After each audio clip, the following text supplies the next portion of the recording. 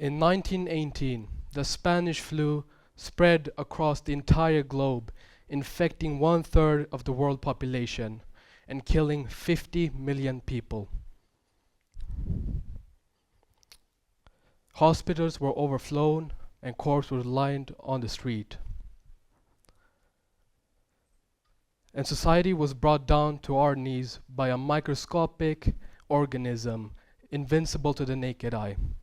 Imagine a deadly virus emerging today.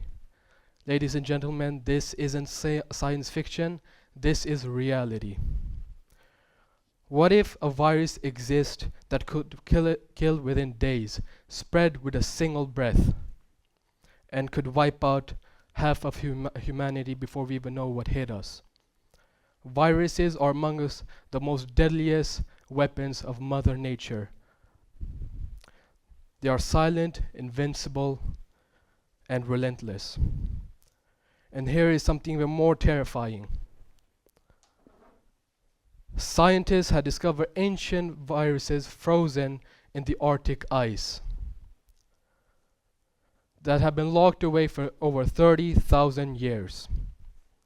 As climate change accelerates and global warming is heating up the earth, permafrost is starting to melt, releasing these ancient viruses into our planet, into our society. But what makes a virus so deadly? It's simple. They are the perfect assassins. You cannot see them, you cannot smell them, and before you know, you are infected by a deadly virus, and it might just be too late. Viruses hijack our cells, turning our bodies against us, and then they multiply by billion, destroying us from the inside out. And they evolve faster than any other living organism on the planet. So a harmless virus today can become a killer tomorrow. History has already shown us the devastation that viruses has brought down on society. As for example, the Spanish flu. It caused high fever and chills throughout the body, and in the most severe cases, people would bleed from all over the body. Ebola, another very terrifying virus, which also caused high fever and chills around your body. But in the most severe cases of Ebola, people would get internal bleeding and unstoppable bleeding from all over your body. HIV, a virus once we thought was unstoppable to cure, but we finally found a way to become more advanced and finally found ways to manage it. These are not just stories from the past, these are warnings of what could come. And here is the harsh truth. Humanity itself may be the cause of the next global pandemic. Remember those ancient viruses I told you about earlier. As global warming rises, the ice starts to melt, releasing these viruses into human population. We have no immunity, no vaccines, and no treatments. And if the next pandemic is unstoppable, we don't know what we will do. The reality is we are not just victims of viruses, we are enablers. Our actions are pushing the planet to its limit, creating the perfect conditions for pandemics to thrive. Deforestation, urbanization, and climate change drive viruses out of their natural resource. We are tearing down ecosystems and disturbing wildlife and bringing ourselves closer to deadly pathogens. Every crisis we create increases the chance of another fatal outbreak. Let's take example of the Nipah virus, an emerging threat that originated from bats.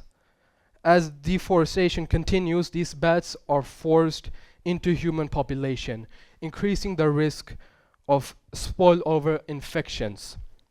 The same can be said for for the disease like COVID-19, which is believed to originated from the wildlife market. The more we disturb nature, the more deadly pathogens enter our world. But there's, of course, still hope. We have the power to change course. By protecting our environment, limiting deforestation, and taking climate change seriously, we can reduce the risk of pandemics. Slowing down global warming stops the ancient viruses in the permafrost. Investing in global surveillance, strengthening healthcare system, and funding scientific research on diseases and viruses can also prepare us for future outbreaks before they spiral out of control. We must decide now. Will we continue to create conditions for our own destruction, or will we take responsibility and protect the only home we have? The choice is very clear. If we fail to act, history will repeat itself. But this time the consequences could be far worse.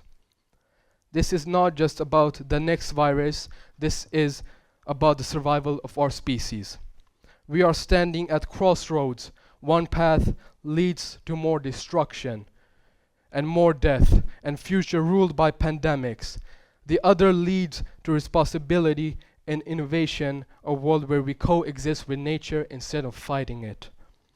The next pandemic is not a question of if, but when. But that scale of disaster, that depends on us. Let's make the right choice together before it's too late. Thank you.